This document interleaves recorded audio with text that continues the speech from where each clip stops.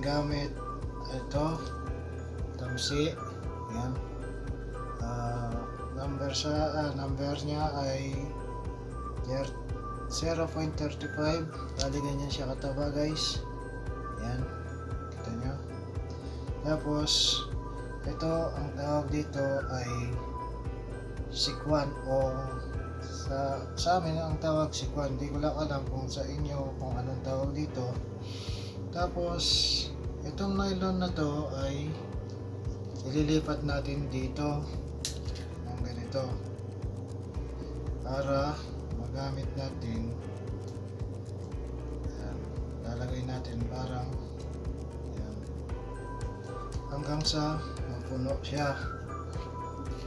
Ayan, hanggang sa mapuno siya.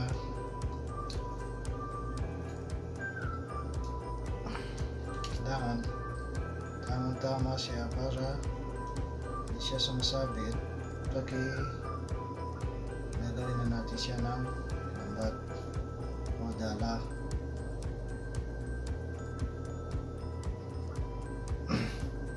Tapos habang nilalagay natin dito, kailangan maigpit siya para hindi siya na dito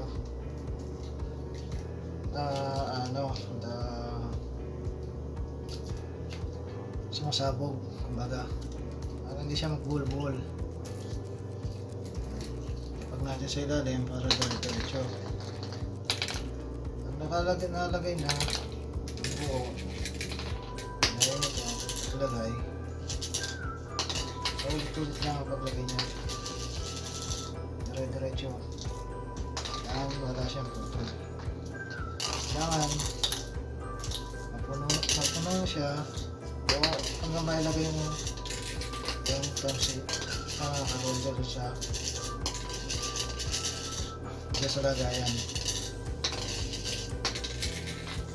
Kaya lang konting tiyaga lang to, guys, ha. Kung wala kang tiyaga rito, kailangan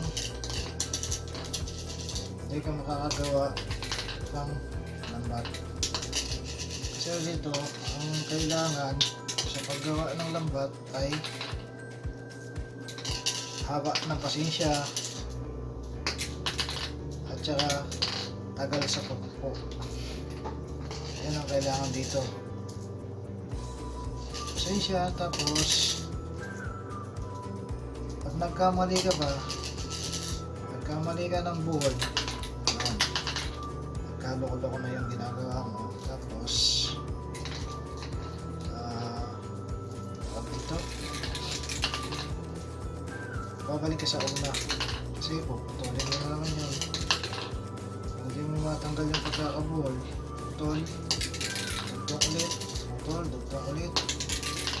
Kaya dapat pag nagdugtong ka, siguradong maigpit at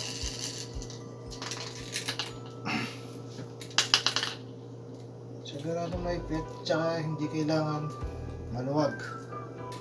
Kasi pag maluwag siya, hindi siya magpantay-pantay. Diba, ito nakalahati na.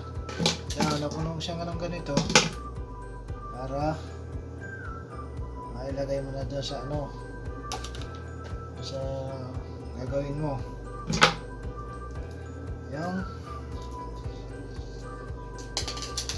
ito, kukunti na lang. Pupusin muna natin bago tayo magdugtong doon. Lagay na natin lahat dito para tuloy-tuloy na lang. Kung meron kang tatlong ganito o dalawa, okay na yan. Marami ka nang magagawa sa isang araw. Kaya lang, ang kalaban mo rito, sakit dito,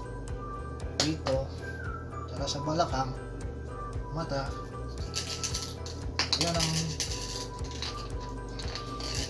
tapos yung pasensya mo pa, nakagaabang pasensya ang kailangan para makagawa ka ng lambat, makahuli ka ng maganda isda.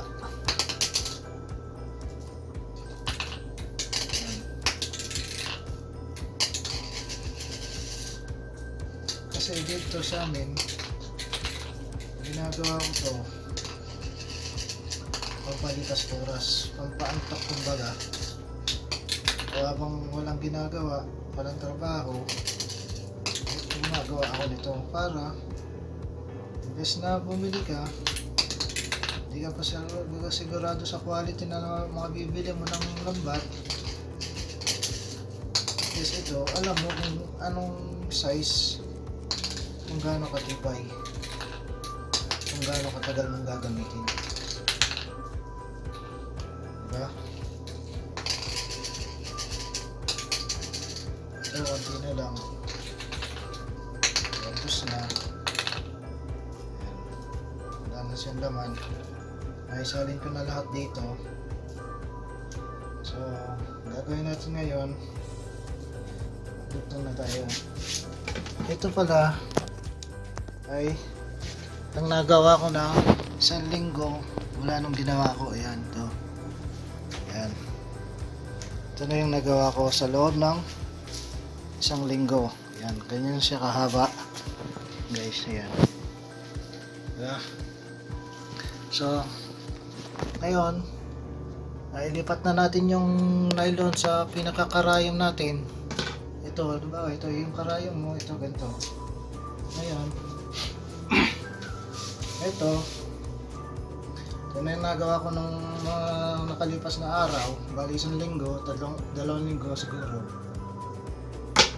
Ito yung tinatawag na pang sukat o ang tawag sa, hindi ko alam kung anong tawag sa lugar nyo. Basta ito ang tawag sa amin padron. Ito yung pansukat ng butas niya. Yan, yung mga butas na ganyan. Ito. Kailangan ang butas niya ay pare-parehas ang sukat. Tapos ito may sikreto pa siya. May sikreto pang nilalagay dito para umaba at saka lumuwang. Ito yung sikreto sinasabi ko. Ayan. Ito hindi siya nakadugtong, kumbaga nakasabit lang. Kung nakikita nyo, ito. Itong nag-iisa na to, ayan. Nakasabit lang yan, hindi siya nakadugtong. Pero may sarili siyang buol. Ayan. Ganyan din ang sukat niyan. At ang bilang nito mula dito sa sikreto na to na isa, ang tawag dito tugma. Ito. Kasi pag tinanggal mo to, maluwag yan. Bali dalawang butas ang nag-aano dyan. Oh. Dalawang butas yung sinasakop niya. Ayan. Ito itong buhol na to, ha. Ito. Saan yan? Yan ang pinakasikreto niyan. Yan. Tapos magmula dito pataas, o kumbaga pababa yan kasi ano yan mahaba na. Magmula dito sa una na to, kailangan tapat-tapat yan, tatlo sa saan yan? Tatlo. Ito mula dito sa dalawa, tatlo. Ito na naman siya uli. Ayan. Yan yung pinakasikreto niyan. Yan. Saan yan? Yan. Iba yung ano niya. Kumbaga nakasabit lang. Tapos dito may nakalawit siya. Ito maiksi na lang kasi ito. Pero dapat ito mahaba.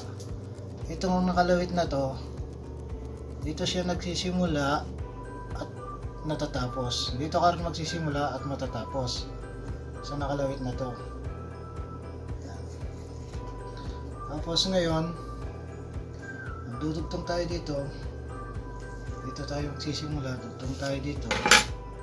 Okay, itong lawit na to, tatanggalin na natin to kasi sobra na to, wala na to. Wala nang silbi. Kumbaga ito, wala nang silbi to. Itong sobra na to. Kaya kailangan mo rin ng cutter o gunting para pang putol. Kailangan ang putol nito ay nakasagad. Sagad sa buhol.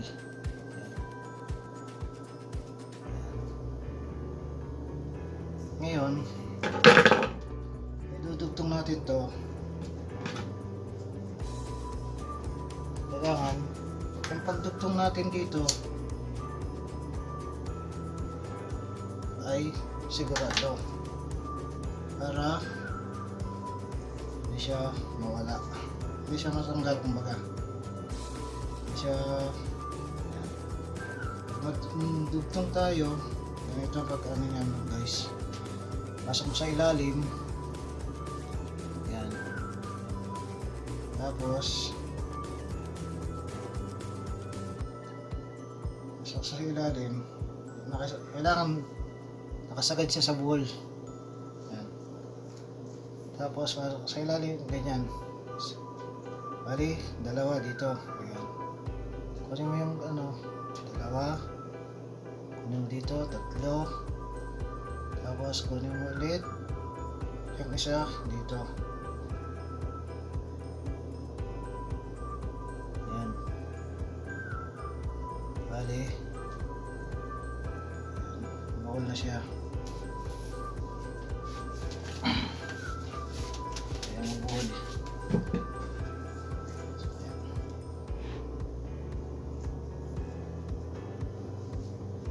Mahirap dito pag nakawala yung maghahanap ka pa kung saan yung dulo.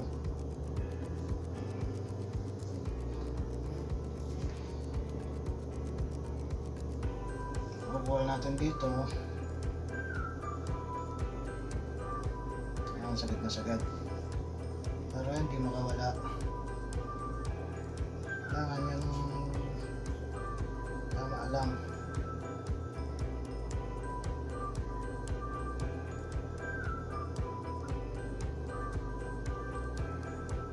Nasa tamang ano, high pitch siya para ayaw madulas eh.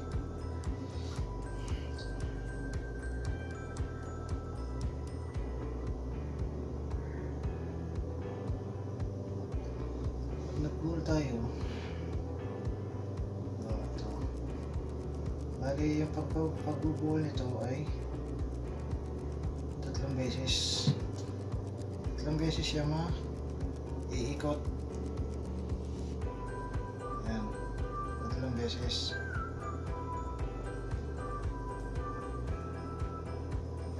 Buhol na siya guys, hindi siya basta matatanggal. Diba? Ngayon pagsisimula naman nito ulit, ito kailangan ang awak ganito.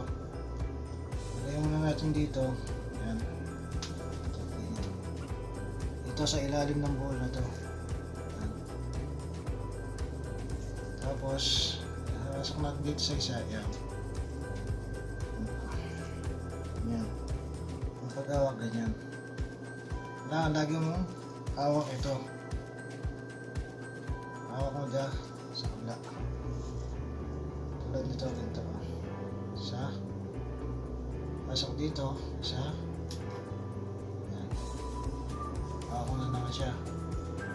Kailangan laging nakasagad ito dito sa ibabaw para pantay-pantay siya. Ito,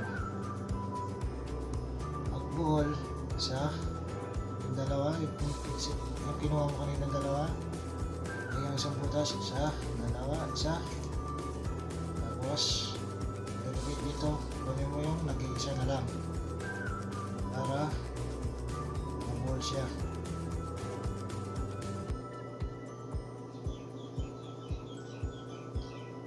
Kaya kailangan dito mahaba yung pasensya. Yan guys, mabuhol na siya.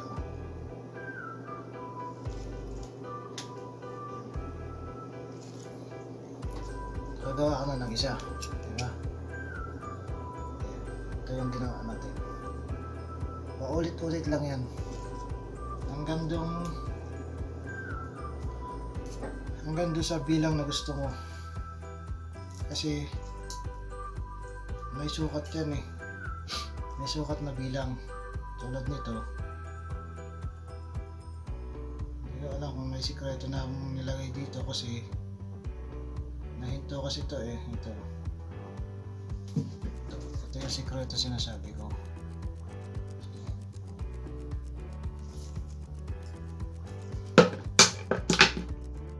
Ito yung sikreto sinasabi ko sa inyo guys. Ito, nakasabit lang siya.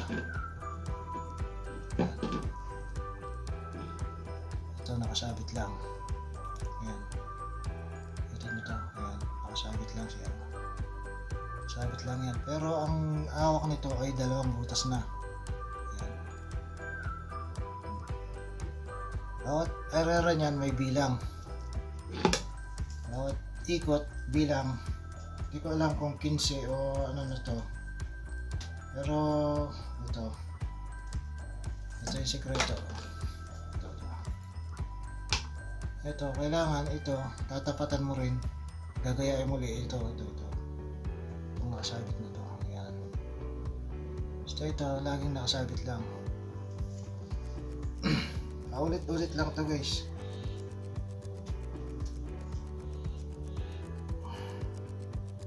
So, 2 na lang. Tapos maglalagay tayo ng sikreto. Para mamakba na naman. Lumaki. Kumbaga, umahaba siya tapos lumalapad.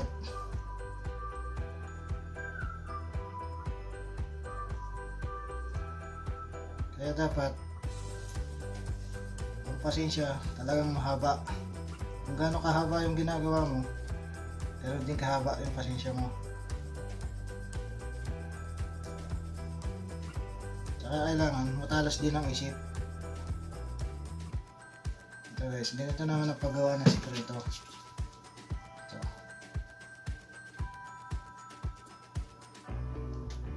Pasok mo dito sa taas, tapos balik. Mahirap kasi, mataas eh.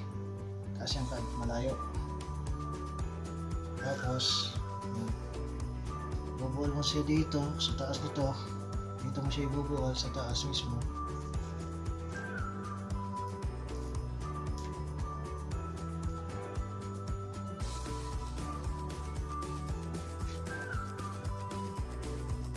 Yan. Bubuhol na siya guys. Yan na siya mawawala.